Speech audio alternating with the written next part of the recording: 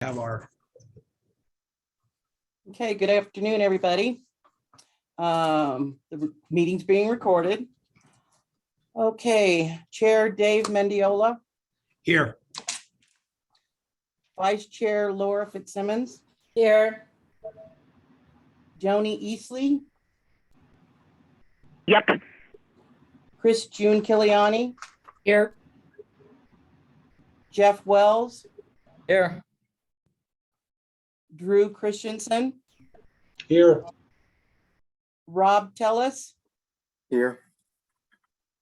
Kate Thomas, I'm here. Bevan Lister,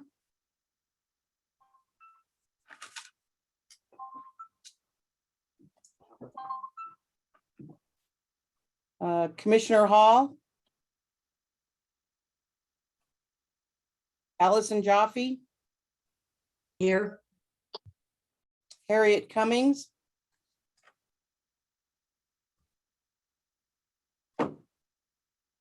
Jared Hickman,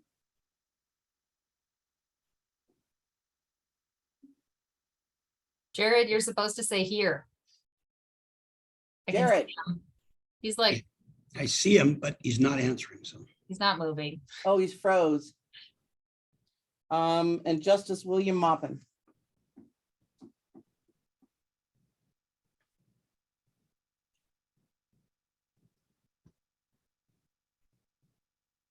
We have 9.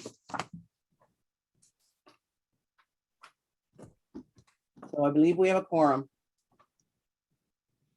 okay. Very good. Let's move on here. First item on the agenda, public comment. So do we have any public comment here online? I'll go to phones and outside. Anybody public comment? We haven't received anything here. That was my next question. So nothing in the form of an email or anything? No. Okay. All right. Let's move on to item 3, approval of the June 16, 2022 minutes. As for possible action, as the board members had an opportunity to review those minutes. Yes, Mr. Chair, I thought they looked great, and I'll make a motion to approve. Got a motion to approve. Second, Chris, second. we've got a second from Chris. Everybody understands the motion. Any questions on the motion? All right, then I'll take all those in favor. Please signal by saying aye. Aye. Aye. Any nay votes? Okay, that passes unanimously. We'll move to item 4, board business. Addition of a new board position and member, Jared Hickman. And Jared was appointed by Senator Canizaro. And we also have one other, but I think we're just going to deal with that. I forgot, Marcy, my notes weren't great. But Jared, as you saw there, it looks like his system is frozen, but Jared is over at Pool Pack, our former Indigent Defense staff member. And it's, from my perspective, great to have him. Any other thoughts on that, Marcy? No, I just think it's gonna be a great member to the committee. So we're excited to have him once he shows up again. Very good. Also, we're waiting on Lorena Dellinger from Nye County. I got a few more pieces and parts to make that official, but hopefully that'll come together here and we'll have Lorena on board here soon. So next item, we're going to go to number 5, review of the 5th report of the monitor, the 3rd quarterly counted data report and oversight update. And it says for discussion and possible action, but I don't believe there's any approval necessary on these, but I'm going to turn it over to Thomas for that report. Thank you, Chair. I know we have a lot to do today, so I'm just going to hit some sort of key points here. The first thing is the 5th report of the monitor dated July 15th, 2022. Professor Eve Hanan is with us as well. And so she may want to comment on this or be able to answer questions if you have any. I'll just go through sort of the highlights of her recommendations in this report. She mentioned wanting to continue standardizing the attorney contracts. We've actually had quite a bit of luck working with the counties. They've been very responsive in adding the mandatory language and providing those for us to review. So we're pretty happy with that. She recommends that the department in the future have control over the reimbursement funding so that we don't have to go to the IFC every quarter for that. We'll have more information about that later on in the meeting. We're including that request in our budget, and we just had an IFC meeting yesterday, but I don't want to step on anyone's toes for that. But that is definitely one of the department's goals. There's a recommendation to determine the increased staffing needs for a more robust oversight system. That's something we've been working on for a while, and again, will be in our budget update. I think Peter will touch on that. We're requesting additional employees and more funding for that. Also, recommendation for increased funds for training. Again, we've requested or will be requesting in our budget requests additional training funds. That's been something we've been wanting to do for a while. The recommendations on workload standards, I think we and/or NCSC have pretty much incorporated all of her recommendations there. And again, we're still waiting on the caseload workload standards report from NCSC. It should be out hopefully next month. And then a question about the annual report and what should or should not be in that. Obviously, if any of you saw the last annual report, it's quite large. And we're trying to balance, what we're required to put in both the annual and quarterly reports. And maybe we'll have to come to the board in the near future to see if we can reduce one or the other, because it does seem that they're a little bit redundant. That's that. Before we move to the next thing, Professor Hanan, do you have any additional comments, or is there any questions from the board? I think you've covered just about most of my recommendations in there. So thank you. I'm available for questions and comments or suggestions, but otherwise I have nothing else.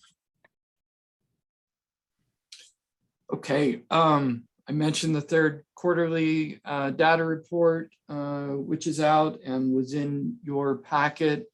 Again, it's caseload and type data from all of the different counties. If there's any questions, we'll be happy to answer those, but it's kind of self-explanatory. I just provided a sort of comprehensive oversight report to Professor Hanan, and that's in your packet. And we've been sort of constrained the last 2 or 3 months as far as on the road travel, because we've been working on budgets and annual conferences and any number of different things, but we are working with the counties, remotely on any number of issues, and those are all contained within this report. I just want to touch on the 3 recommendations that I make that we will probably be working with the board on in the near future. And the first one is that we think it ought to be mandatory that all counties have at least a 2-tiered public defense system, meaning either contracted conflict office or organized conflict office, in addition to whatever the primary public defense delivery system is. And that is because since September, we've recognized that the counties that only have one primary public defender service, and they include Elko, Lion, I don't know, Marcy. It's the other single, because the other ones with kind of a single source, or they have contracts, and they're usually multiple contracts. But Elko and Lion definitely have presented challenges in that puts a lot of onus on the department to both find conflict counsel and approve fees, and then from a due process standpoint, we're having to continue a considerable number of cases or go outside of the regional attorneys on the list in order to find coverage in these places. So if we had kind of like a second net, we think that would help the system work much more smoothly. So we're considering a amendment to our regulations, and we'll probably be working that out and bring that to you in the near future. Also, it came to our attention through Elko that there's an issue with municipal courts. We had sort of considered that municipal courts were outside the immediate range of our system and our authority, but if you look at NRS 171-188, it quite clearly includes municipal courts in those, including specifically addressing that in counties less than 100,000, our department would be involved in appointing conflict counsel if the county public defender system could not handle those cases. So in order to do that, we're going to have to both change the county plans and probably increase the maximum contribution formula. So that's going to affect 10 different counties. So we're kind of ramping up really quickly to make that change. And then there's one other matter of, we think there should be some additional considerations of parity in adjusting one or more of the rural counties' maximum contribution formulas. This came to our attention most recently through Pershing County, who they have expressed they feel like they're kind of being punished in this reimbursement system by having a public defender's office prior to the Davis lawsuit, unlike their two sister counties of Lander and Mineral, who don't, and their budgets are much lower. And so they're able to, as they enhance their public defender systems, they get to reap the rewards of state reimbursements, where Mineral says, Pershing says at their current level, they feel like they're not getting to benefit from this new system. So that's something else that we'll be bringing to the board in the future. I think that's all I have on that. If anybody has any questions, let me know. I know there's some other issues that we're going to get into later in the meeting regarding Elko County as well. Any questions from the board members of Tom's? I do have a question, and I'm not sure I heard your comments correctly. I have no problem with your comment about the municipalities and the counties under 100,000 should come under the jurisdiction here. I'm not familiar with that statute, but if that's what it says, that's fine. I was concerned about your comment that you're going to have to raise counties' maximum contribution. Why would you do that? Why wouldn't we set up a municipal maximum contribution for those municipal courts, and then you would have its own county contribution? Because the counties are not responsible for providing the municipal prosecution or defense or a judge. Actually, under the statute 171-188, the onus does fall on the county, and the county can contract with the cities for that. And we don't know, because we haven't done the analysis, or to I- what degree it would increase the budgets, but that is. I'm that is relatively statute. positive most of these counties don't have that kind of a contract. Yeah, and if I could just clarify one thing, I don't think it's gonna affect our budgets because we don't have the authority to request reimbursement on behalf of municipalities. And municipalities actually have to pay the county for those services. So if you look at 171.188, subsection 3 says that if a municipal judge finds that it's appropriate to appoint, that they shall designate the public defender of the county or the state public defender as appropriate to represent the defendant. And then further on in subsection 5, it says the county or state public defender must be reimbursed by the city for costs incurred in appearing in municipal court. And it says that if there's a private attorney, that's directly reimbursed by the county. If it's a justice court appearance, or if it's a municipal court appearance, it needs to be reimbursed by the city. So this is something that we are exploring in the rural counties. Some counties like Elko actually provide, the Elko County Public Defender actually provides the municipal court services, and it will not increase the expenses because that's paid for by the municipality. Other counties like Lyon, the municipalities actually have entered into contracts, and we're trying to get more of an understanding as to how that happened. So these are kind of a work in motion. We're just trying to gather evidence or information at this point in time before bringing it back to the board.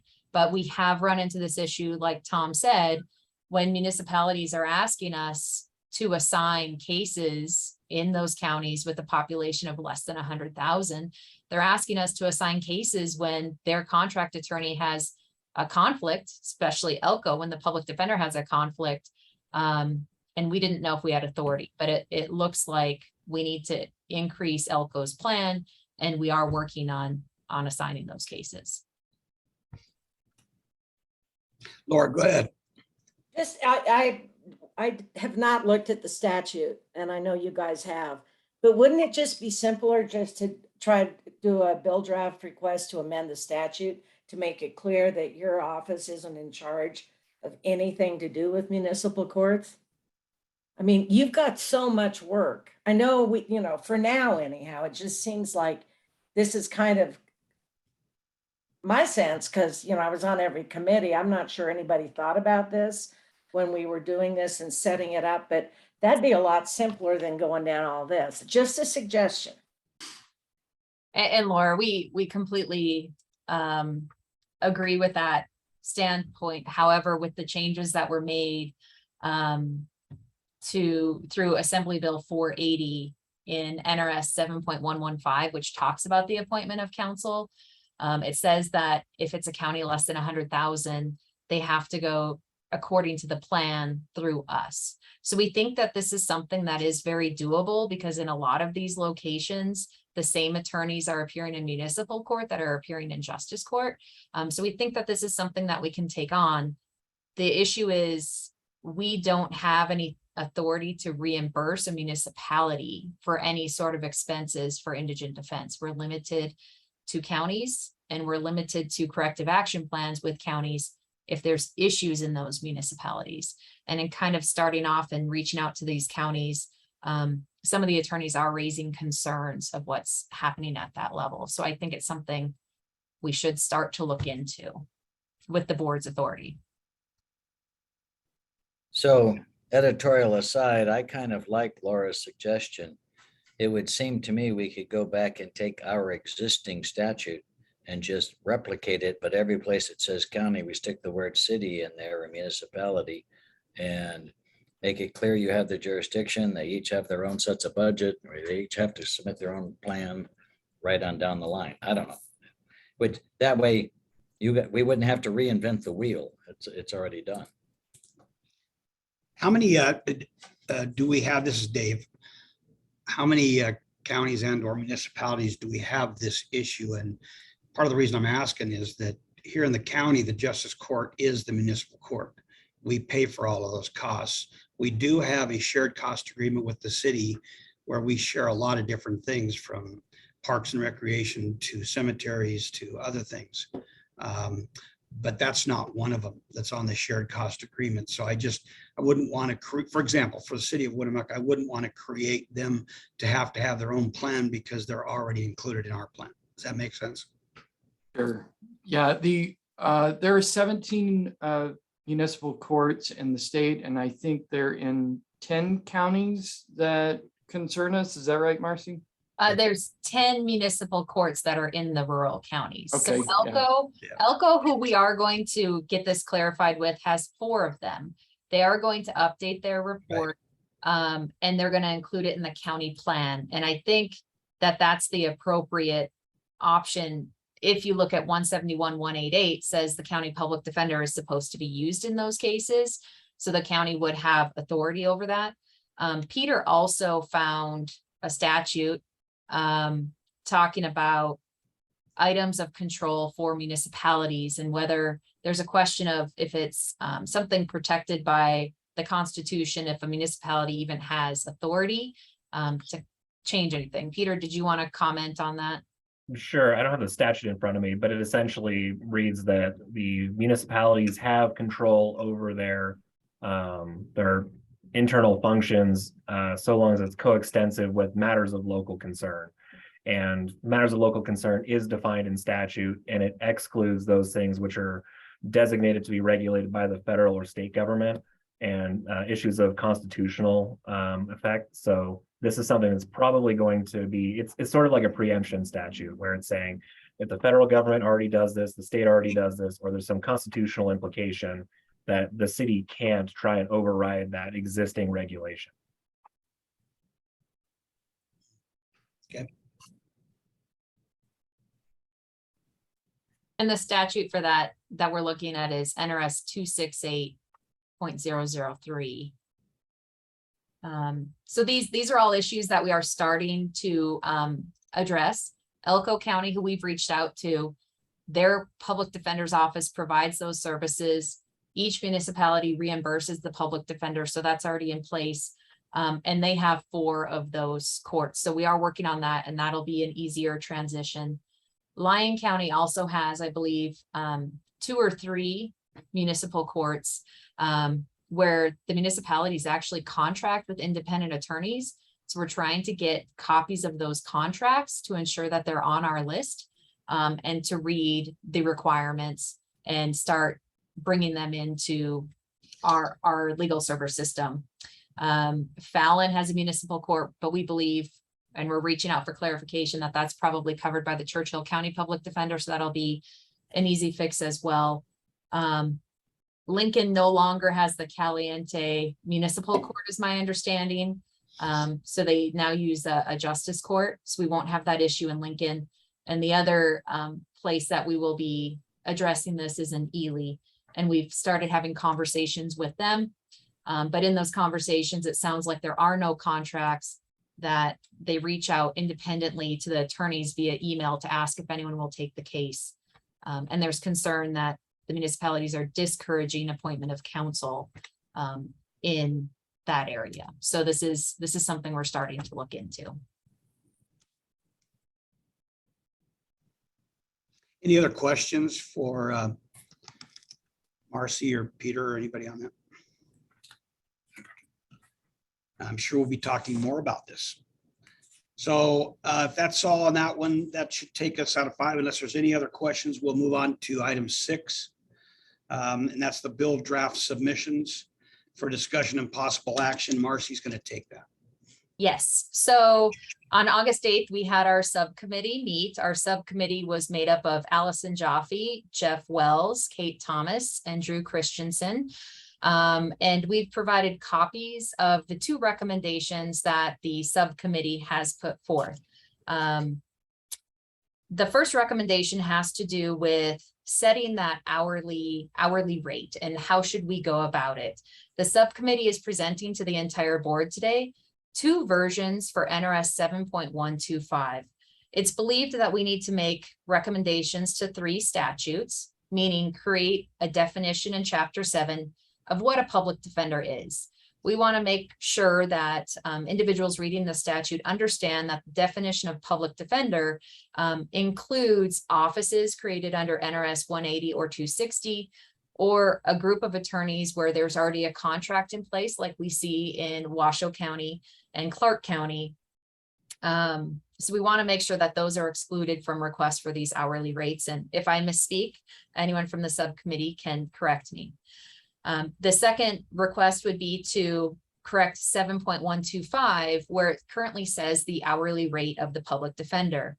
What we'd like to do, or someone other than the public defender, what the subcommittee would like to do is actually separate 7.125 into two subsections. The first subsection will state that an attorney other than a public defender that's been appointed pursuant to 7.115 to provide indigent defense services as defined by NRS 180.004 or representation pursuant to a post-conviction petition for habeas corpus under NRS 34.750 is entitled to receive a fee for court appearances, and would like to add the language at the higher of the amount set by the Board on Indigent Defense Services under 180.320 subsection 4, or leaving in that language of the 125 per hour in cases where there's a death penalty and $100 per hour in all other criminal cases. We'd like to erase the language that talks about that ability to contract for a lesser rate of compensation, but would like to add a second subsection that clarifies that an attorney other than a public defender that's appointed for a case other than indigent defense services or other than post-conviction is entitled to receive that fee of $100 per hour.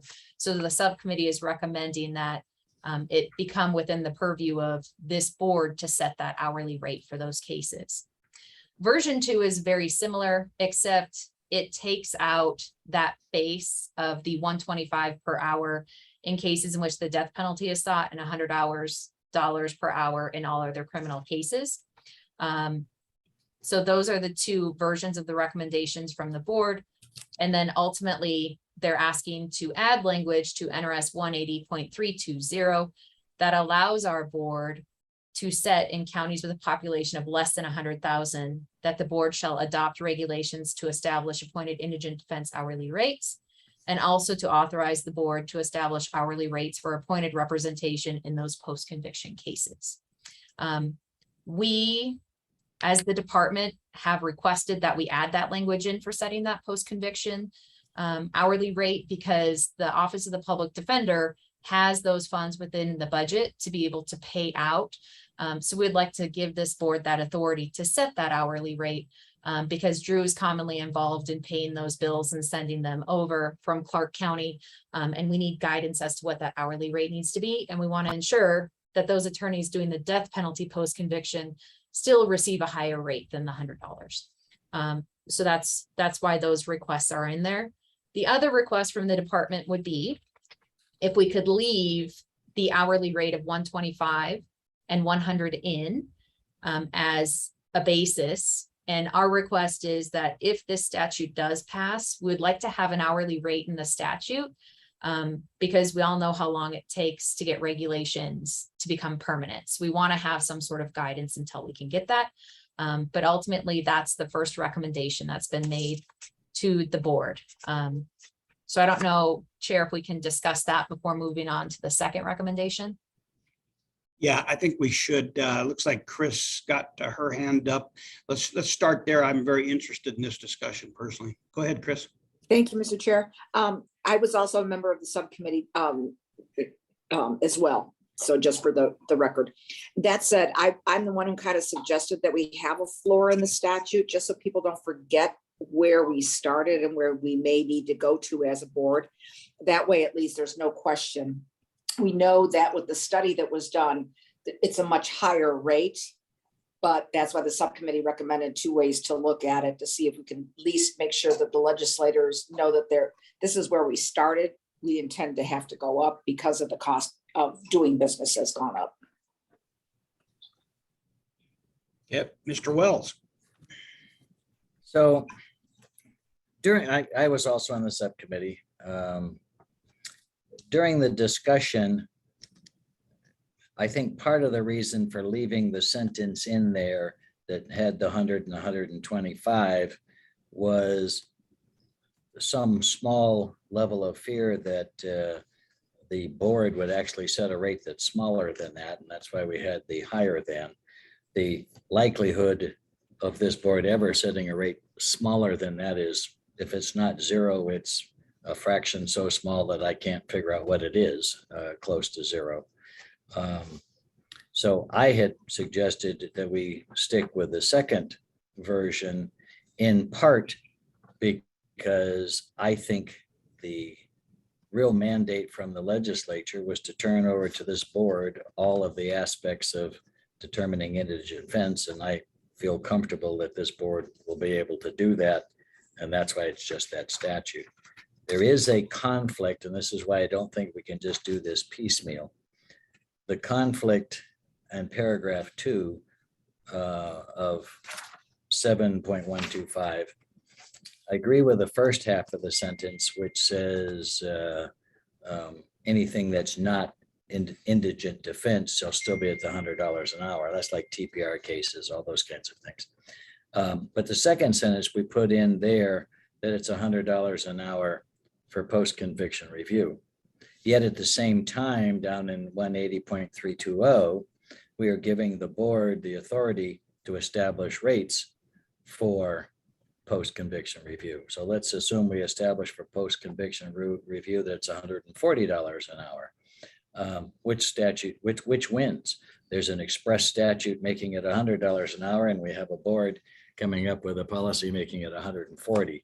I would prefer to strike the second sentence up in paragraph 2, but leave the language down below so that this board can establish whatever rate we want.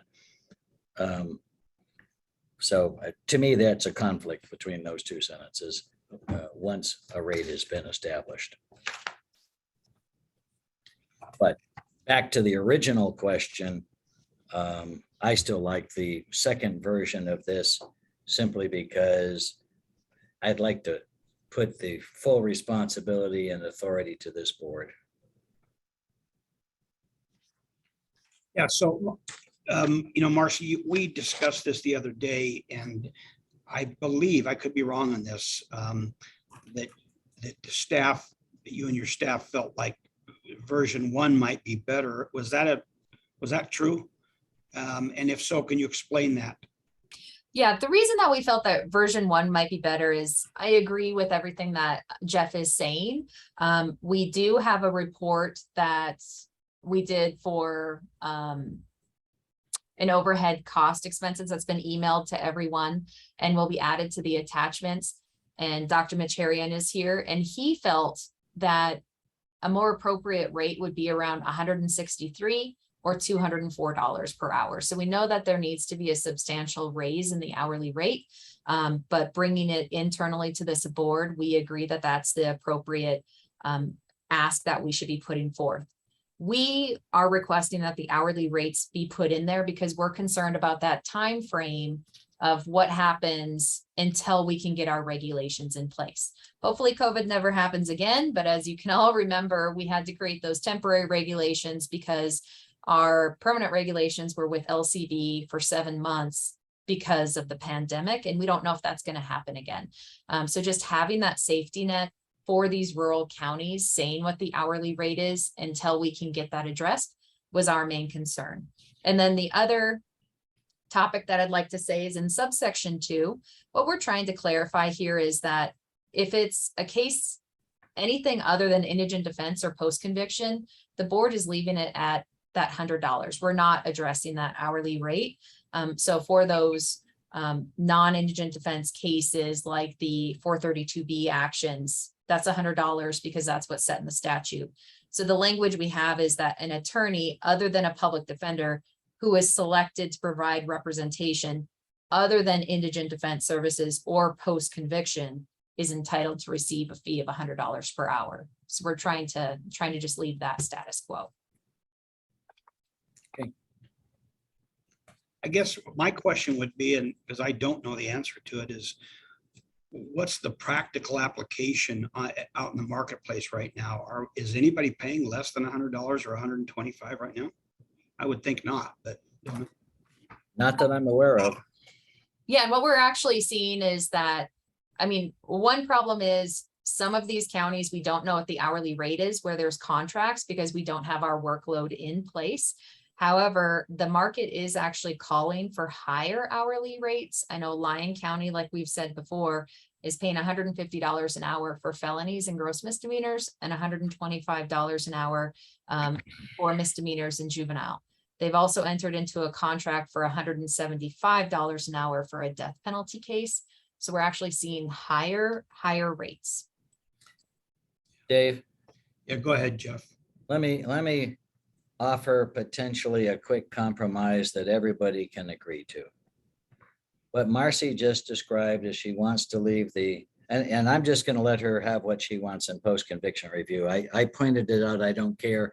As she mentioned earlier, the board's who wanted that. It's a state public defender function. So if they're happy with it, I'll just shut up about two and the other.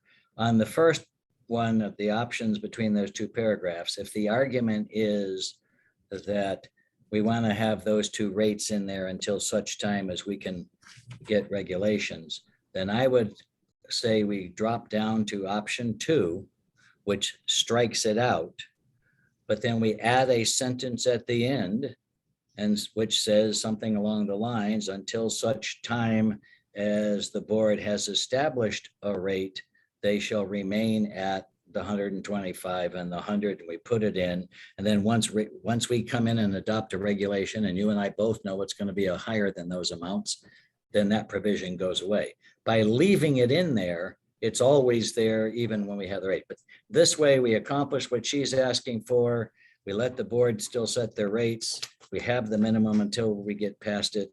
And I would offer that as a quick compromise for all of this. Any other comments? We got lots of hands raised. Let's go with Allison first, and then Laura, you're up next.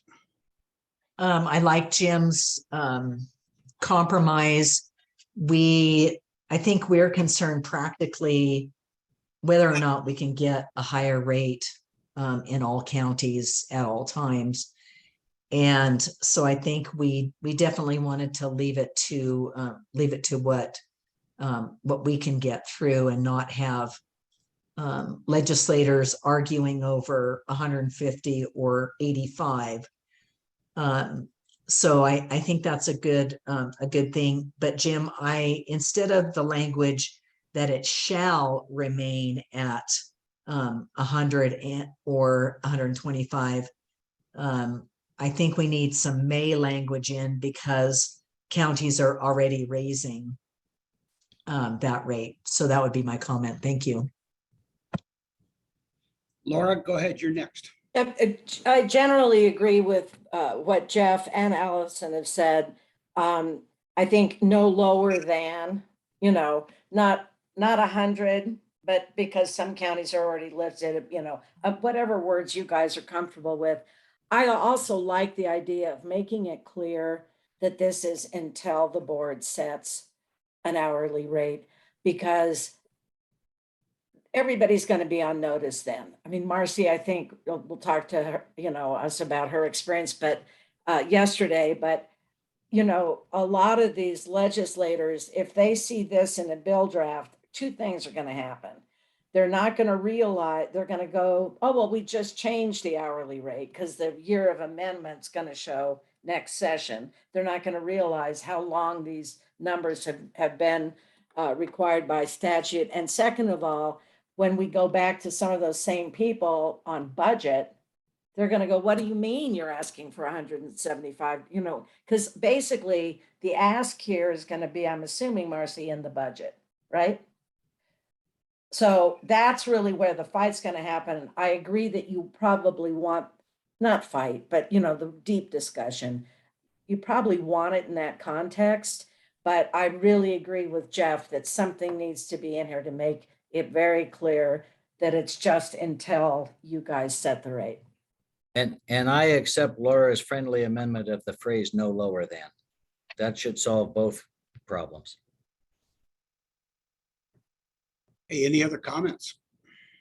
This is Chris. I would agree. I think Laura came up with something that addresses, and Jeff did as well. So I think the combinations of the two, that's what the subcommittee was wrestling with, is what do we keep and what do we get rid of? But we didn't want people to think that, because you never know what happens in 4 years and who's watching it, lowering the amount. And so we wanted a go forward floor of some sort so that they knew that the board has the authority. We will be adopting it based on the surveys and doing our due diligence, but not take the risk. So I think that the two suggested languages get us to an amendment that should be fine. So Jared, you had your hand up. You got something? Yes, thank you. Just a quick question. I agree with the conversation and discussion that's happened related to the amendment of the language related to rates. I just had a separate question. In version 2, there's some prefatory language in a county with a population of less than 100,000 at the beginning of subsection 1 that doesn't appear in version 1 of the statute. I was just wondering if there was a reason for that we needed to consider in defining what the language of the bill that moves forward should be. Well, I had suggested that, or Katie had suggested that last time. It's also consistent with the new suggested language that you'll find on 180.320, which also says for counties with a population less than 100,000, the board shall establish these hourly rates. And I'm just trying to parrot the same language that's already there. No, fair enough. I just wondered if there was a reason why it wasn't in the first version as well. If there was some. I don't remember is the honest answer. But Dave, whenever you're ready, I'll make a motion for the Jeff/Laura/whomever compromise language. Okay, before we do that though, Marcy, you got something to say? I want to make sure everybody's got their piece in before we go there. So, but Marcy, go ahead. Just one clarification. Limit it to the counties with a population of less than 100,000, and this might be directly to Kate, whose screen is not on. Our understanding is that in Washoe County, they rely on the statute for appointed counsel. They do not have contracts with their attorneys like Clark County does. So if we keep the language in a county with a population of less than 100,000, what hourly rate would Washoe County use to pay their appointed counsel, or would they have to enter contracts? Is this a concern for Washoe County? No, I think we continue to operate the way that we are. We don't have the contracts, although we're exploring moving into that situation just because it's getting more difficult for us to find appointed conflict counsel. So I think we're okay with the language as is. I'll double check, but I think we're all right. Thank you. Okay, is there anybody else? Any final comments, questions before we move to a motion here? Doesn't look like it. So Jeff, you're on. So again, I will make the motion that we take alternative 2 with the add-on sentence that until such time as the board adopts hourly rates, it shall remain no lower than the 100 and the 125. And I would further adopt all the rest of the language as sent out by Marcy, that's paragraph 2, and then the changes in paragraph 4A and B on 180.320. I would second, Mr. Chair. Laura. Okay, I've got a first and a second. Does everybody understand that motion? Looks Yes. like good. If so, all those in favor of the motion, say aye. Aye. Aye. All those against? Don't see any. That passes. Thank you, Jeff. All right, so let's move on, Marcy. So the second part of what was discussed at that subcommittee, and I apologize to Chris for not stating her name as being there, is to put in statute the maximum contribution formula funding. So what we're proposing is copying language that's already there for post-conviction petition for habeas corpus. It clearly states in NRS 7.155, as you can see that we've given you that subsection 1, that attorneys are paid from the county treasury unless it's based upon a post-conviction. in which case that compensation comes from money appropriated to the public defender. But after said appropriation is exhausted, it's allocated to the public defender from the reserve for statutory contingency account.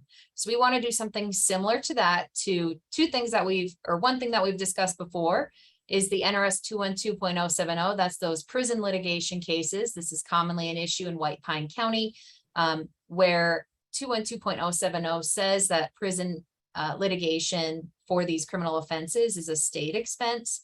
So we're asking that that money be appropriated to the department, but after the appropriation is exhausted, that money be allocated from the statutory contingency account for payment. One issue we're running into is there's a long delay in these attorneys being paid because our office approves the bill and then we have to send it off to the finance office and then they have to send it off to another office. So it's a lengthy period to be able to provide prompt payment. And then we want to add subsection 3 that says the amount that a county may be required to pay for indigent defense must not exceed the maximum amount determined using the formula established by the Board on Indigent Defense pursuant to NRS 180.320. All indigent defense service expenses which exceed a county's maximum contribution will be reimbursed from money appropriated to the department, but after that appropriation is exhausted, money must be allocated from that reserve for statutory contingency account for the payment of that compensation and expenses. So we're trying to copy the language that's already in the statute, so it applies to the 212 as well as the maximum contribution formula. The next part, we've already talked about this, the 212.070, clarifying that expenses and compensation for an attorney appointed to represent a defendant in a prison case are a charge against the state and must be paid from money appropriated to the department.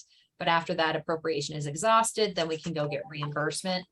And then there's a question of whether we should even address NRS 353.264. This is the statute which sets out the reserve for statutory contingency account. And we would like language to be added to subsection 2B, which says payment of claims that are obligations of the state pursuant to, we want to add NRS 180.320 and 212.070 subsection 2, except that claims may be approved for the respective purposes only when money otherwise appropriated has been exhausted. So we want to make sure that we protect our counties by having this clearly in the statute that reimbursement formula is there. So that was approved. I see Jeff has a question, but Chair. Go right ahead, Jeff. It's not really a question. I was just going to say to the rest of the board, it's my recollection that the subcommittee unanimously, can't talk today, agreed with Marcy's recommendations in this area. I just throw out the caveat that putting it in the 353 might scare the budget committees at the legislature, but it is what the counties want and it is what we expect. So I would, if the group is ready, I would move for these changes as well. Can I just mention one thing related to news that I don't know the board has gotten yet? On the IFC's decision yesterday, Marcy, they made a decision. They supported some of the expenditures for the Davis counties, but the non-Davis counties, they did not. And we don't know exactly why, but we think because the non-Davis counties didn't join the lawsuit, although that's kind of not true. We were never asked. So to that point, I'm just wondering if this language, because on one hand it says all expenses, but on the other hand, do we need anything on there to say, to be very specific, both Davis and non-Davis counties? I don't know.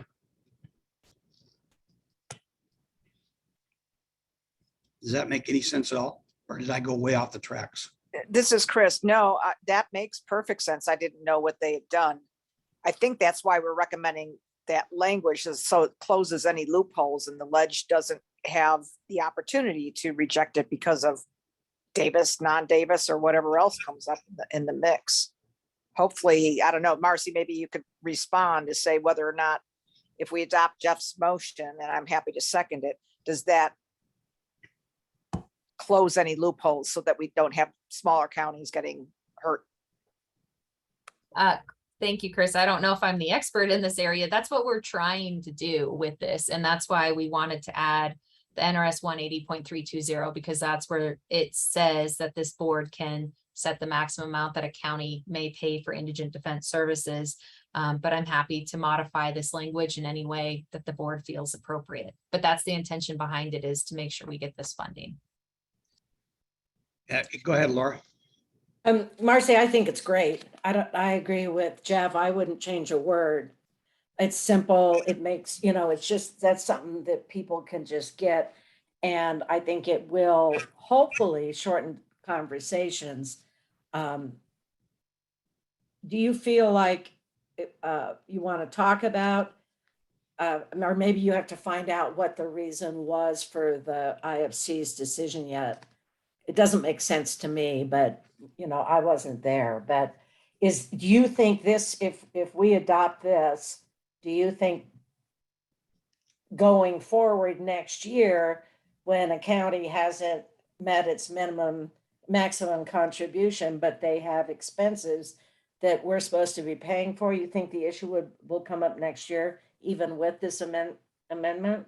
Well, the hope of this amendment is that they'll fund our maximum contribution formula. And when we're being asked questions from LCB, they ask where the statute is. And what we have is NRS 180.320, which says this board has that authority to set the formula and our administrative code. But this clarifies that funding is going to be placed in our budget. So that's why we're requesting it. And it's already being followed for the post-conviction. So it already exists. And I think it may close that loophole. This board does have a two-part maximum contribution formula. The first part is that set amount. Once they go over X, the remainder is a state expense. The second part is if they create if they spend case-related expenses, but they don't meet their maximum, the legislature has clearly shown they do not want to fund that.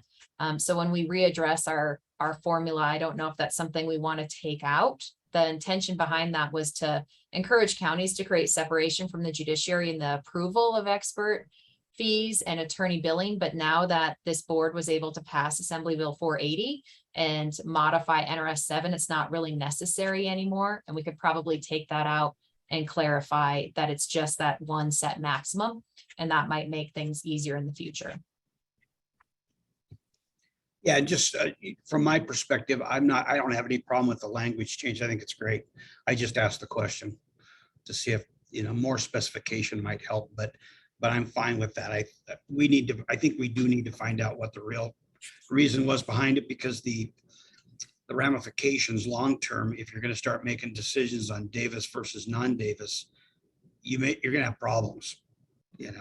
So that's my thought, but we can get to that later. So, all right, Jeff. So we've got a motion from Jeff, and I think we've got a second also. Yes, for Chris. From Chris. Yeah. So we're good. So we got a motion. Everybody understand the motion? If there's no questions, then all in favor? Aye. Aye. Any against? Passes unanimously. Thank you very much. All And right. Chair, just a reminder, at the last meeting, we did discuss some other bill drafts we're going to be submitting.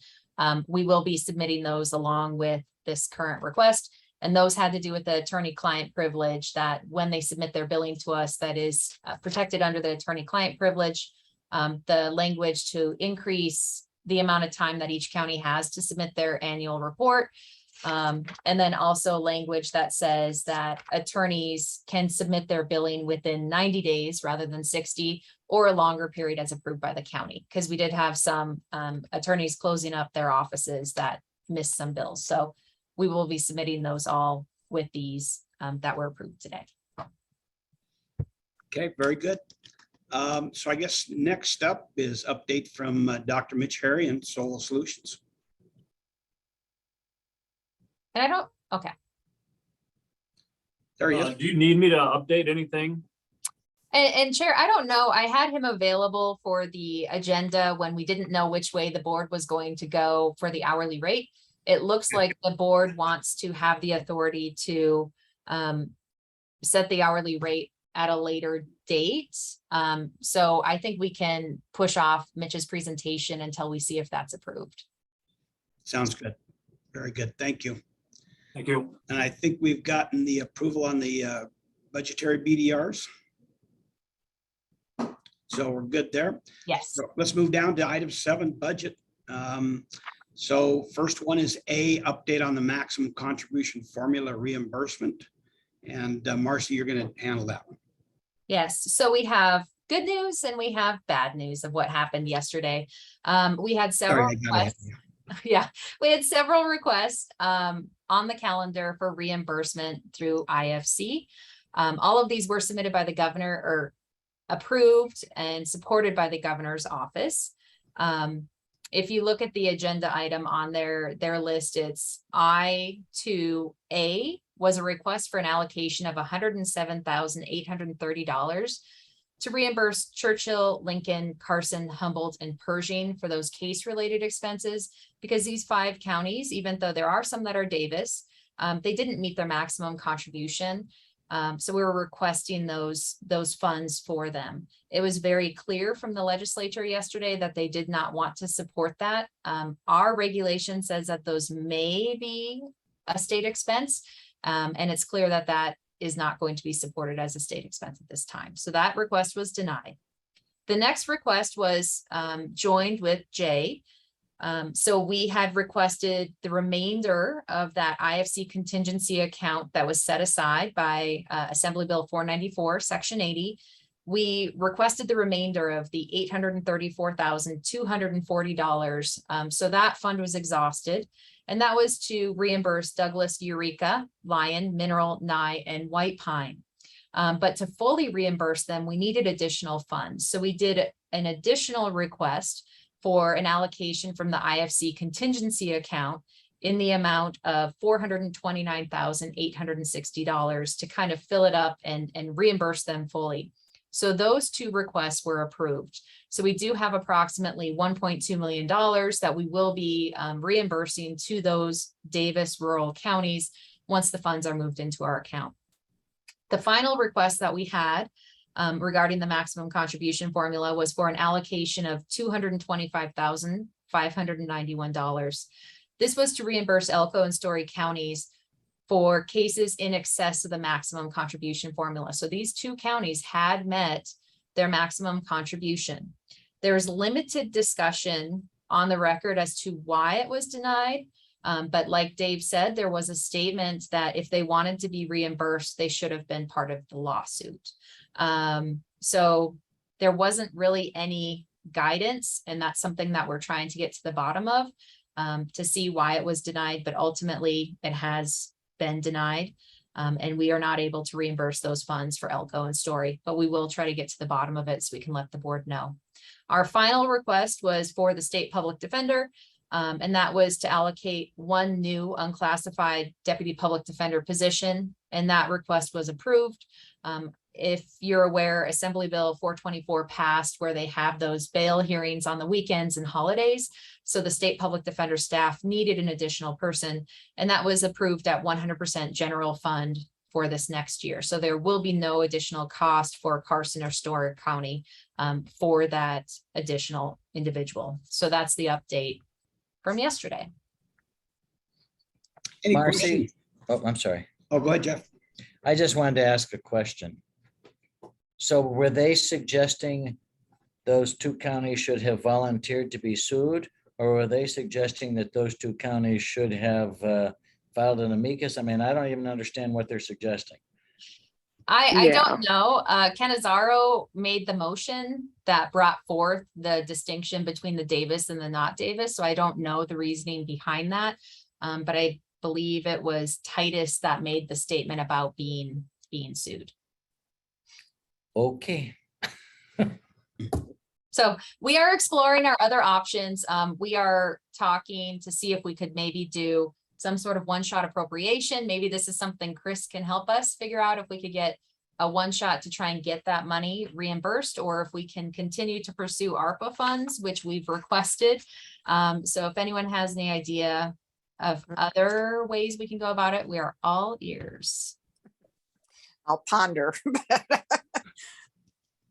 Yeah, that doesn't make sense. So maybe we need to dig down further on that part of it. Actually, I like your ARPA idea. I have heard, and I don't know for a fact, that the state has a significant amount of ARPA money that they have not allocated yet. If that's correct, we potentially could do this as a one-time shot, and then if this legislation passes, won't have this problem in the future. Good thought. I saw somebody, oh, it was Laura. Yeah, go ahead, Laura. So I just want to make sure I heard this right. I understood because I had to participate, what was it, 2 months ago, Marcy, in a call with LCB. And well, I won't editorialize, but Marcy, you have the patience of, an angel. But anyhow, are they saying that, and that call was about cost reimbursement for non-Davis counties that hadn't reached their ceiling. I just want to make sure that they didn't say yesterday, Canizero or Titus or whatever, that Elko and Story aren't, were those for costs? No, that was for, they went over their ceiling and they're not. They went over their ceiling. So we're trying to clarify if there was a misunderstanding. So we're working on that. And Okay. Laura, let me jump in this, Chris. Whatever this meeting was a couple months ago, maybe that is the confusion that was there. They didn't realize that these two met their threshold. And I'm sorry, yeah, Chris, and I know this meeting wasn't with any legislators. It was just okay. with, yeah, I don't know where this came from. This is why we, it's just, and I don't know how long you had to sit there to have to, deal with this, Marcy, but this is just out of left field. And it's whatever any of us can do. Chris, I think it's Marcy's right to ask you for help, and because this could just completely destroy the whole thing, right? If it's Davis, non-Davis, and all of a sudden it's not counties with a population less than 100,000, it's only Davis counties. This is profound. Yeah, in my it's the opinion. wrong direction to be going in. You're absolutely correct. I'm happy to reach out to Nicole and just say, hey, maybe you should get briefed differently than what we didn't know. Yeah, and I don't know Robin Titus, so I wouldn't be the right person for that. But Chris, to answer your question, we did submit them as separate work programs. So the counties that did not meet their maximum, Davis and non-Davis, were put together. There was a separate work program request for Davis counties that met their maximum, and then the non-Davis counties that met their maximum. So it was clearly separated from the case-related expenses. Okay. And Chair, I see Franny Forsman's hand. I don't know if you can see that. I do not. Go ahead, Franny. There she is. Hi. I just think it might help with your thinking. Let me just give you two thoughts. One is that the group of counties that we're calling Davis counties weren't exactly falling all over themselves to get sued. So that's first. But second, the reason that there are Davis counties and not, the reason we sued the particular counties that we did, or we not sued them, but included them in the suit against the state, is because of the class action aspect. And the counties that were not sued had a different formulation for how they provided indigent defense services, and we might have lost our class status to be able to get all of the rest of them together had we added counties that had completely different methods of providing indigent defense. That's the only reason.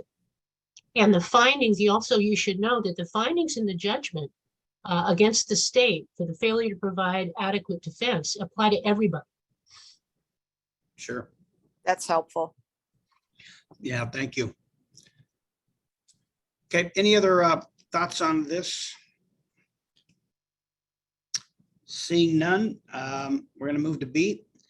Discuss the department budget build and priorities. And Peter, I'm going to turn it over to you. Great, thank you, Chair. I apologize in advance for the litany of numbers that are going to roll out of my mouth for the next however long this takes me. So please try and bear with me. I appreciate it. So the budgets, as you will probably already know, divide into two main parts for our office. That's the Indigent Defense Services budget and the NSPD budget.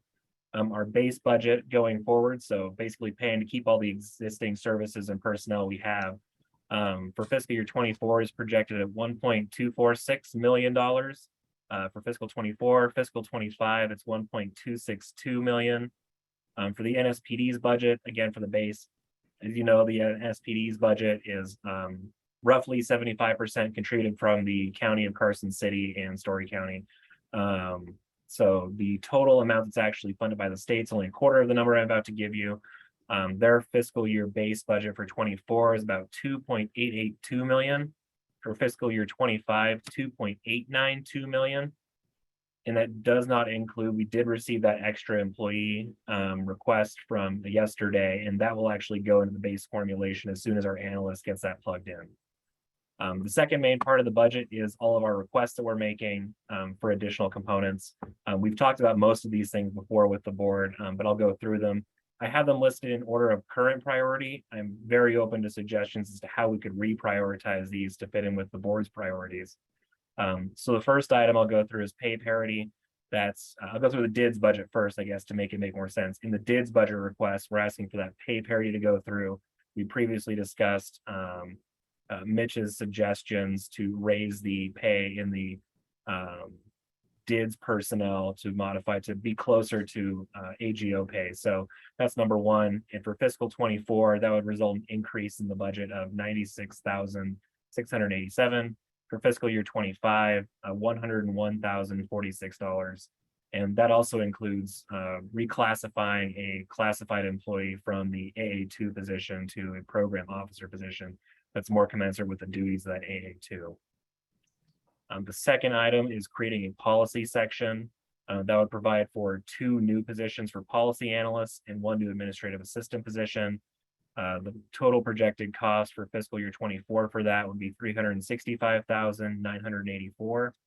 For fiscal year 25, it's $459,644. And again, that creates this 2 policy analysts that will work with Tom Qualls to help actually monitor the actions of the counties.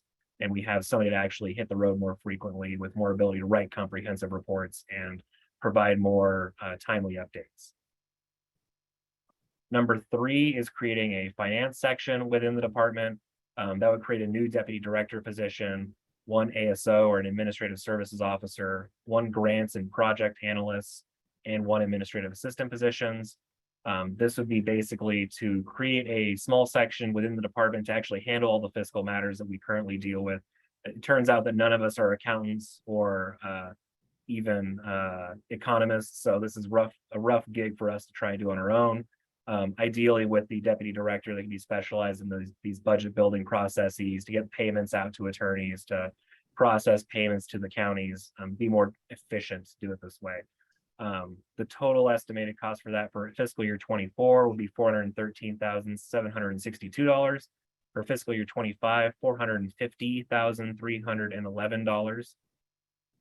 Item number 4 would be the creation of the Holistic Resource Center. We've discussed this several times. We've reached out for funding on several different avenues to try and fund this, but we're going to ask for it in the budget. That would include new positions, 1 social service manager to run the center, 1 mitigation specialist, 1 investigator, 2 social workers, 2 advocates, which are essentially like entry-level social workers using the Kentucky model for advocacy, and 1 administrative assistant. For fiscal year 24, the estimated cost would be $647,720. For fiscal year 25, $789,473. Item number 5 would be creating the actual budget authority to reimburse the counties so that we're in control of actual reimbursement to counties instead of having to go to IFC. Just for reimbursements based on current projections and actual costs, we're looking at fiscal year 24 being about $3.562 million, fiscal year 25, $3.676 million. Item number 6 is budget authority for reimbursements for expected increases due to caseloads. As you know, we're expecting NCSC to create a caseload report, and this board we're expecting to promulgate caseload standards, which we expect will increase the number of attorneys for almost every county in the state. We're estimating for fiscal year 24 that cost will be $4,734,281. Fiscal year 25, $4.952 million. And that is expecting, again, a very large increase in number of attorneys that counties would have to come up with to meet those caseload requirements. Obviously, these will vary when those numbers are actually known. But right now, we think we have a good estimate on that value and hope to get that money included in the budget so that we don't have to go back and ask every time a county needs to determine they need to meet this requirement. Item number 7, as Marcy kind of talked about earlier, is shifting the budget to DIDS for prison case payment processing. My understanding is that for each year, our budget analyst has explained was about $207,000 for each of the last 2 years. So we're expecting our request will be about $210,000 for fiscal year 24 and fiscal year 25.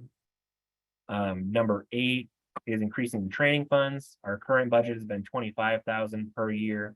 We're going to request doubling that to $50,000 per year, and we're basing a large amount of that on the amount we received in grant funding that we've expended to provide to rural practitioners to come to the conference. We want to be able to continue with that program in case we don't continue the grant funding in the future.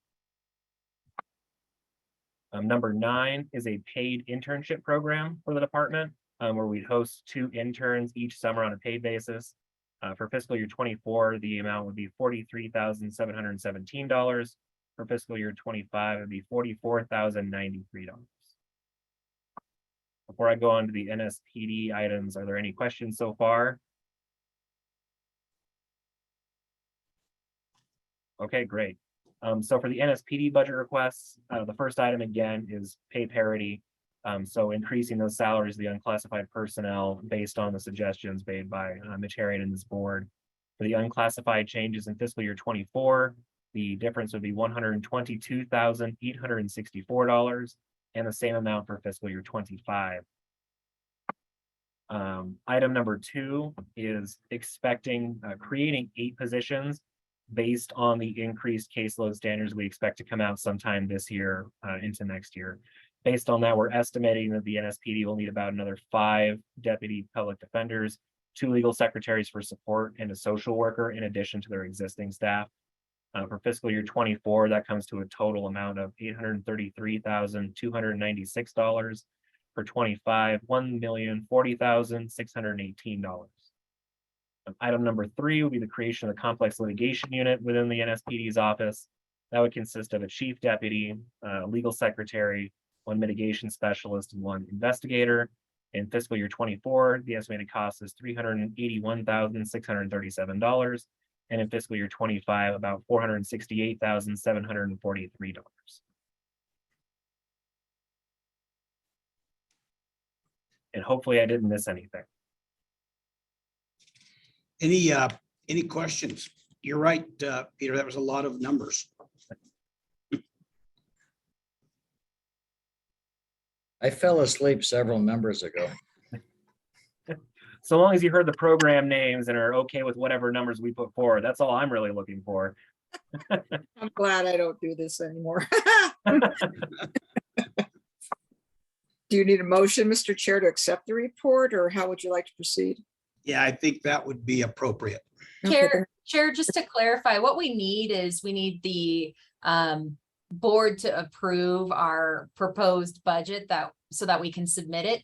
But we would ask for the authority to modify it as necessary. This isn't due until September 1st. And if we learn any new information of things we need to add, we'd like to have the ability to add that in because we're kind of doing it ourselves here. But according to the statute, we do need this board's authority to approve it so that we can move forward. Okay, my motion then would be to accept the budget for the next session as presented with flexibility to make adjustments. That sounds, got a motion, got a second, please. I'll second. Kate with the second. So I've got a motion and a second. Any questions about the motion? All those in favor say aye. Aye. Aye. Aye. Any nays?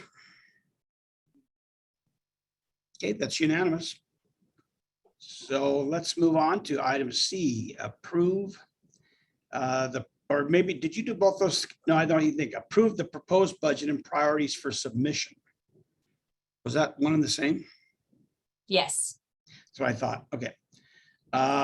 So last but not least, Marcy, you're going to do a review and approve White Pine County's amended budget. Yes, so as we're putting together our maximum contribution formula request, we've been poring over the annual reports from each county. And it came to light that White Pine County was actually budgeting less for this upcoming year than they spent last year.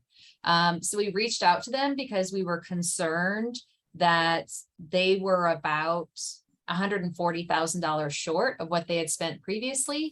And we wanted to make sure that they had it in their budget so that we could bring it to this board and get approval for it in case we need to ask for reimbursement pursuant to the maximum contribution formula.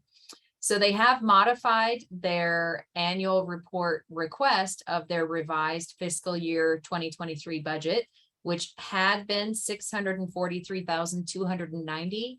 They are increasing it to $821,290. So we are asking this board to authorize that budget because it seems appropriate for historical spending to approve the higher amount than we previously approved.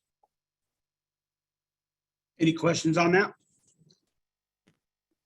Seems, This is Chris, I'll make a motion to accept it. Did they appreciate you letting them know that they were underfunded? I'm sure they did. I'm sure they did. yeah, oops. Okay, so I have a motion to approve that amendment to the White Pine budget. Any second? I'll second that. And I just want to say, Marcy, you'd make a great detective. All right, so I got a motion and a second. Any questions about the motion? All in favor? Aye. Aye. Aye. Any opposed? That passes unanimously. And Dave, one more thing to add, as we're working more with these counties and as they're looking more at indigent defense expenses, I think they're realizing all of these costs they didn't realize were indigent defense before. So we are expecting to have an amended budget coming from Douglas County as well. And we're welcoming the rural counties that may need to look at a second look to bring it back here because we just want to make sure it's right. So we are working with these rural counties. We understand that some of them don't have a lot of staff, so anything we can do to help, we're trying to do so. Great, thank you, Marcy, appreciate that. So we're going to move to item 8, Nevada State Public Defender retirement for discussion and possible action. And so Marcy, I'm going to let you handle A through C. Thank you. So we received a notice from the state public defender, Karen Kreisenbeck, that she is retiring, and she actually has been retired for a period of time. The state public defender is actually a governor appointment. So the governor's office did reach out to us and ask us if we would put together a job posting. And what they're asking from this board is if the board could make a ranked listing of the top candidates, the top 3 candidates for the governor to consider for appointment. So we are asking if this board can direct the department to initially interview these candidates and return with a recommendation to the board. We had originally thought about doing some sort of subcommittee, but because of open meeting law, it would have to be public, and we don't know if these applicants would want that to be public. So we at the department can handle the initial interviews if we get guidance from this board as to what qualifications you would like to see in that position. And then we are asking if we could schedule a special meeting for September 22nd at 1 p.m. for this board to review the applicants and make their ranked listing for the governor.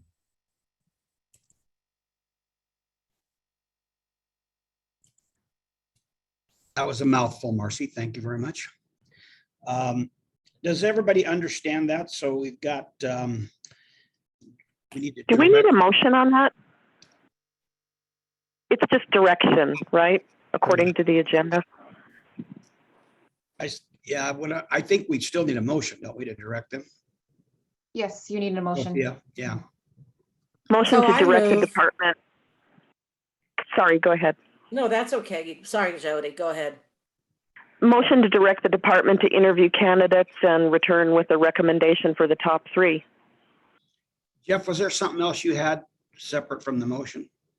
I just was questioning schedule a special meeting date to review candidates. Is that supposed to be for us? Or is that for Marcy's staff? No, we are asking for that to be you.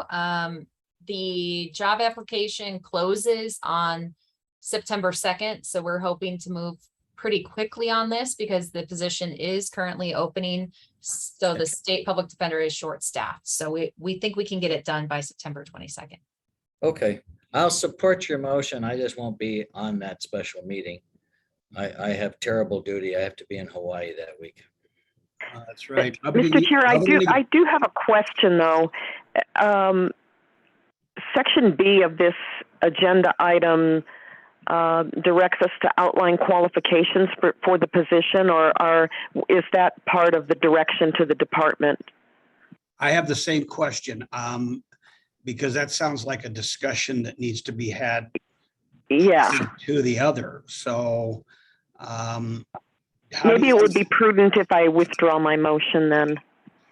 Thank you.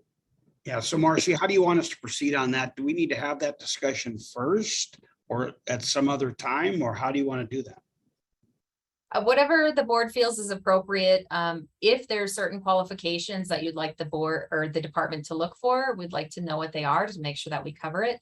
I don't know if there's anything you'd like to direct us to do, but I just wanted to give the board that opportunity to guide us for what you're looking for that position. Well, there are qualifications set forth right now, correct? Yes, they need to be able to practice law, I think is in the statute of the qualification. Yeah, I can't imagine that there'd be anything else. I think it would be interesting, maybe it's not a qualification, but to try to seek people that have an understanding of both of the rural nature.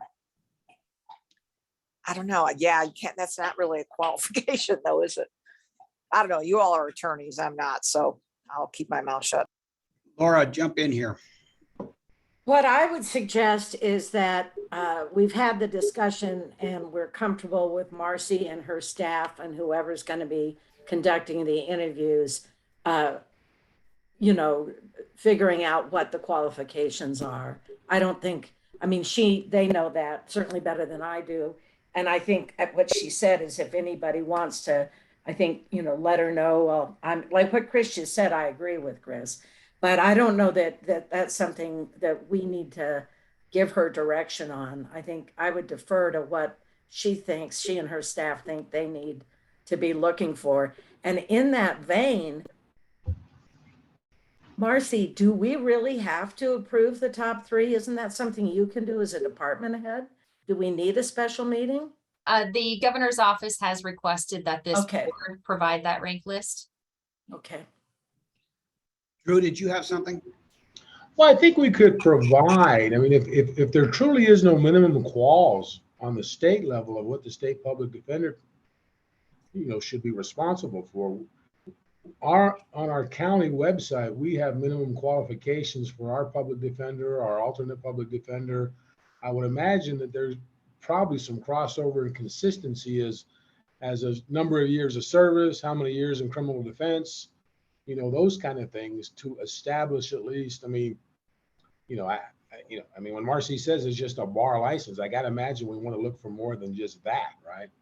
Yeah. And so at least we could support giving her some of our, minimum quals we have here. I'm sure Washoe probably has something similar for their public defender and alternate public defender, because it's my understanding the state public defender, runs the entire office as far as state representation. And so I would think we want somebody with some supervisory experience, somebody with courtroom trial experience, somebody with appellate experience. I don't know if you can get everything, but you at least want to consider those things when you're considering who to hire and then how to rank them.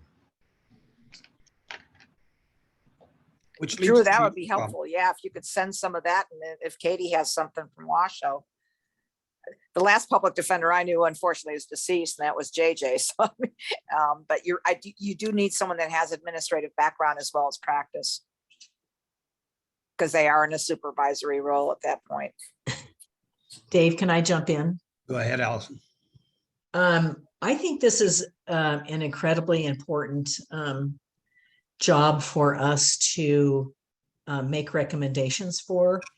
I think it's a huge responsibility for us. We are a brand new board.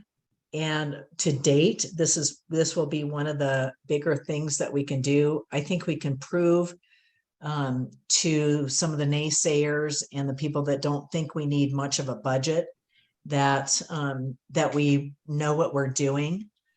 And I think that this public defender has a lot of work that can be done to pick up some of the former counties, as a possibility, because the public defender has kind of lost counties as the years have gone by. But I think if we get the right public defender who has the ability to act not only as an administrator and of course as a lawyer, but the ability to deal with the politics, talking to judges, we could make some big changes. I don't think we've been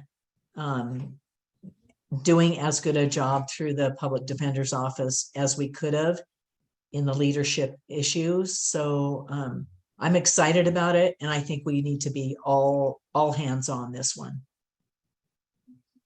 Thank you. Thank you, Allison. Is there anybody else who has any thoughts, comments before we move forward here? So it looks like, Marcy, you've got some direction in terms of, utilizing some job descriptions that are out there and pulling from some different sources. And I think that's kind of what you were looking for. So with that. Mr. Chair, this is Chris. I'm sorry. Go ahead. Allison makes some really good points. And I think if Marcy can gather some of that information with Drew's help and others, maybe a 3-member subcommittee can review those so that everybody's on the same page. They can always just report back to the board. But I think that might help them be validated, especially if they're going to recommend 3 people to the governor's office. Well, what did you look for? And so we want to make sure that we do have a detailed review of expectations that are there. And Chair, if I could respond, we are going to be sending out the job posting so everyone can read it. We did reach out to Drew for guidance on things that he's put in prior job postings. We did include that.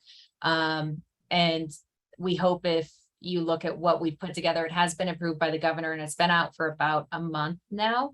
But we did explore the possibility, Chris, of doing a subcommittee, and our concern was brought up by Sophia that we are subject to open meeting law. So any discussion we have would have to be done that way. But we feel that with the direction that you're giving us at the department, we could do that and prepare that for you if you're. Okay, then maybe once you put together your list of qualifications, you can send that out to the board just so that we're reviewing it prior to you doing your interviews.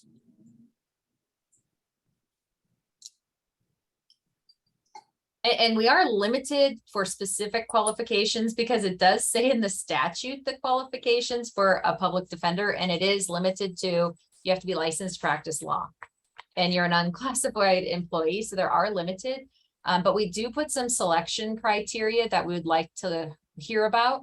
And that's leading change. We want them to tell us about a time that they've led effective change, just like Allison has brought up. We do need to make some change with the direction and become more involved. Leading people, the State Public Defender's Office has really great people out there. And we'd like to hear about how they have leveraged diversity, team building, conflict management, or professional development of others.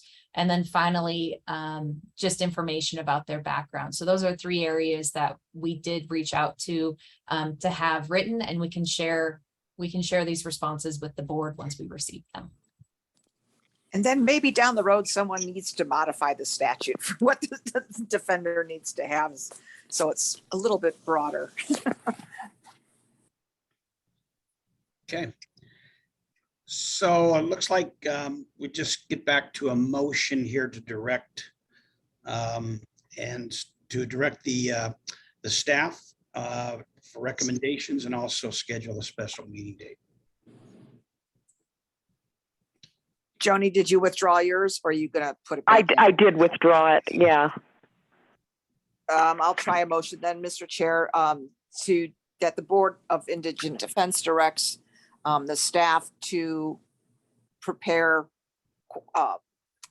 job qualifications for the purposes of interviewing and recommending to the governor, back to the board at a special meeting and to the governor's office, the top 3. I think that covered it. So do I have a second? Yes, but do we want to set that meeting as per staff's recommendation for September 22nd at 1 p.m.? We can add the specific date too, I think. Yes. Okay, Yeah. then I'll offer that amendment and second Chris's motion. And the staff is open to moving the court date. Chair Mendiola was available on the 22nd when we gave him a list of dates, and that's why we chose that. We are also available on the 29th. If that's preferable to the members. We generally have these on Thursdays at 1 p.m. So it really can be anytime. We just threw a date out. Yeah, The 29th unfortunately- works better for me because I have Nevada Rural Housing Authority at the same time. On the 22nd. Works better for 29th works better for me too. I'll be out of town on the 22nd. I don't care. I trust the rest of you to make a brilliant selection, so I don't have to. Yeah, and Laura can handle that because I am booked up that day on the 29th. So But we'll need a quorum, so, you know, we already have two people. So, I mean, I'm happy, Dave, you know, if that's helpful to you, but I just want to make sure that our members, everybody else that's at least on this call feels that they can make the 29th. I can make the 29th. Okay. Yep. Let's do it this way. Anybody can't make it? Okay. yeah. So we have Jeff and Dave that we know will be missed. And then we'll go ahead on the 29th. Yeah, it looks like we'll be okay. Okay. Yeah, and then this is Chris. I'll be at my high school reunion in Chicago, but I can call in. How many years, Chris? 50. I thought you were gonna say 20. Oh, bless you, Jeff. I can't give you raises anymore. That's true. That's true. Okay. Looks like we're squared away. So the only amendment to that motion is that we'll go to the 29th at 1 p.m. I'm assuming. Okay, good. All right. So there's your motion. All in favor? Aye. Aye. Any opposed? Okay, very good. So we got that taken care of. Then I guess we move to item 9. We already took care of the September 29th meeting. And then, of course, October 27th, 2022 at 1 p.m. for the next board meeting outside of the special meeting, if you will. Anybody have a problem with that date or concerns? Could you just Yep. restate it? October 7th? Is that what you said? October 27th, 27th. yeah, at 1 p.m. Okay. Jared, did you have something? Yeah, I'm out of town. I'll be out of town with Pool Pack that week. Oh, that's right. That's our, is that the, oh, it's a different deal. No, okay, good. And this is Chris. I'm working the election polls for all early votes, so I will not be able to participate. I'm not available. We've got Nevada Day coming up then. Got to celebrate. So And I'm not available for the same reason as Chris. Could would it be possible to just all of us meet on the 29th of September and then not have an October meeting? Does that work? So the No, we won't have Dave though. The purpose of the quarterly meeting is we are doing quarterly reports for the board. So generally we update the board on the 4th quarterly report and any sort of spending. But if the board feels it's appropriate, we could skip the October meeting and move to January and deal with all of these issues, the 2 quarters of reporting. We don't foresee any county meeting their maximum contribution, needing this board's approval in that 1st quarter. So if this board would like to skip the meeting, we're not opposed to it. I support what Marcy just said. Yeah. I do Yeah. too. Can I say one more thing though, before we, and I'm glad, Sophia, I'm asking you really for advice on this. I really believe, based on what happened yesterday and based on hearing what our budget's going to be, our request is going to be to the legislature, I really feel that the members of this board, I mean, what I would suggest is like a legislative, not subcommittee, because we can't do that, but like some way that and this would be before January, Marcy, we're going to need to like figure out after the election and after the commit, and Chris, jump in because I could be totally wrong, but after the committee assignments, we're going to have to figure this out, like, in that period before the session starts, like how we as a group, I don't think it's fair to just have Marcy have to go in there, how we as a group support what we've approved today, which is the budget and the bill draft requests. And I think based on my past, I've never been a lobbyist, but based on all the years I've, gone over and meddled there, there's a lot of it's based on who's going to call you back and who's going to schedule a meeting with you. Their personal relationships there. And I think the board needs to just be able to discuss that, maybe just one-on-one with Marcy, and unfortunately, then she's the clearinghouse for, okay, board member X, lives next door to legislature Y, and we'll handle that. And then I do think we're going to have an ability to somehow communicate during session, because this is going to really require all of our support, in my opinion. Yeah, Laura, you're right. I mean, the relationship building, and there's going to be so many newbies and no one knows the history other than this small group and a handful of other people, right? I think is really what you're alluding to. And how did we go from there to get to here? And it may look like a huge jump, but it was the right jump. So I don't know how they do their trainings any longer. Maybe Marcy could find out if we could do a I think Dave would do a phenomenal job as our chair and yourself as vice chair to at least do an intro to folks if they have like a legislative workshop or training, that just to kind of get people familiar, because it's not just about judiciary, it's going to be the money committees too. So that's what I think you're concerned about as well.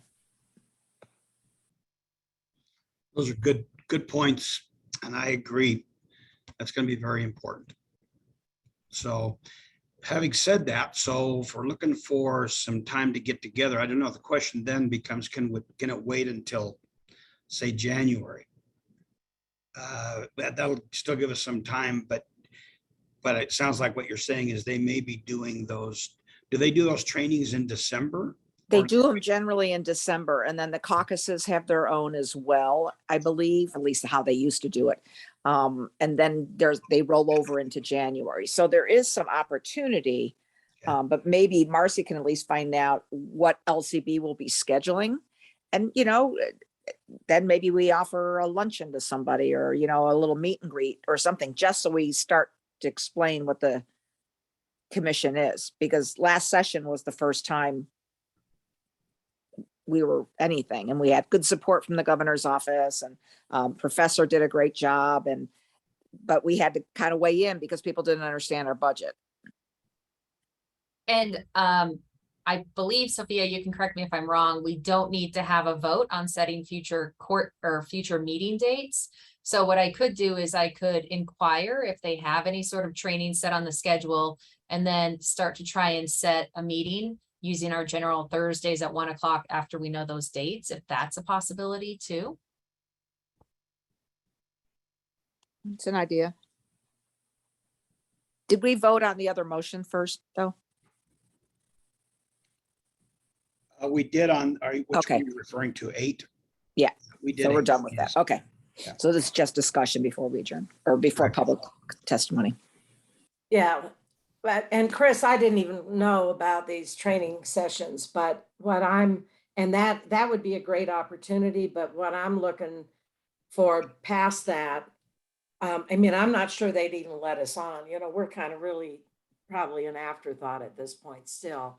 And it would be helpful if we could, if Marcy or whoever could be participate in the training. What I'm looking for is, through session and during session, having just individuals, members of this board, just reach out to people that they are a constituent of or whatever, and try to meet with them early in the session, one-on-one, once we find out who's on the budget committee, but Sophia, I need to make sure, I mean, we can obviously, there's nothing stopping us from doing that, but it would be more effective if we actually, maybe through Marcy, just said, okay, I know X, Y, and Z, and then just tied back in with her without discussing it among the board members, just went back to Marcy and said, I'm having lunch with so-and-so.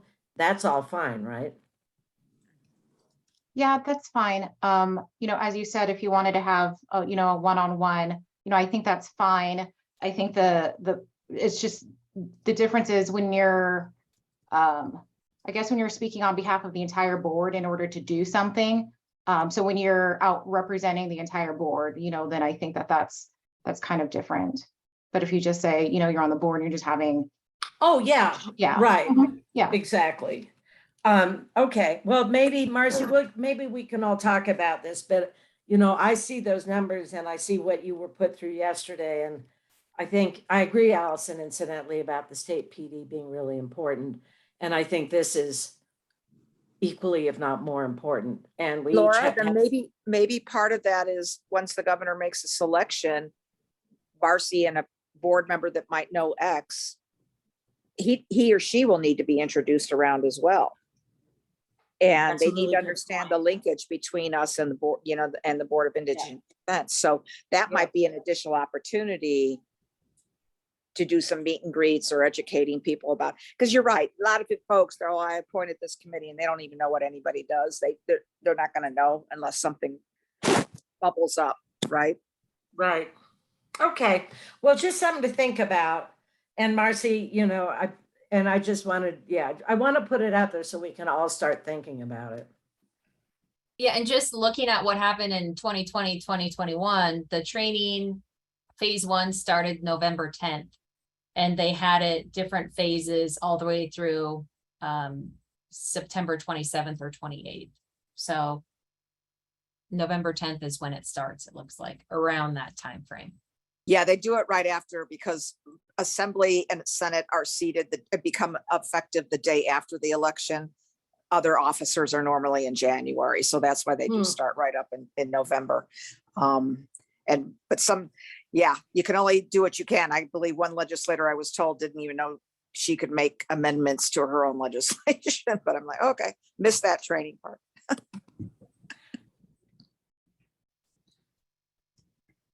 Okay, so I'm not sure exactly where we're at here at this point in time. Chair, would you like to set a meeting in November on a Thursday? I know it's hard because it's a holiday, but maybe November 10th? Is it Thursday? Or the I think it would be good to do that personally, but I'd rather go to January, but it might be a good idea to do that with all of this very important issue at stake here. So what date specifically you're talking about? For the Thursdays, November 10th, November 17th, and then we get into Thanksgiving. So we have November 3rd, but that's before the elections, right? Marcy, Mr. Chair, this is Chris. For the purposes of us doing what? Because they may not even have named their committees yet. Because it's 3 days after the election. Good point. I mean, hopefully they're planning it ahead of time, but you got a lot of turnover. They have to elect a new speaker in the assembly side. So yeah, it's. Okay. About like December 8th. Yeah, that's what I was looking at here is December. If we did it early in December, it would not feel like holiday season yet. Right. Like December 8th. That would work for me. That would work for me. Anybody that just absolutely couldn't do it on the 8th?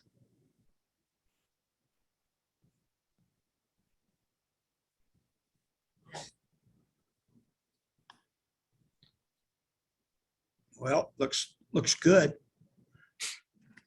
So why don't we shoot for that? December 8, 1 p.m.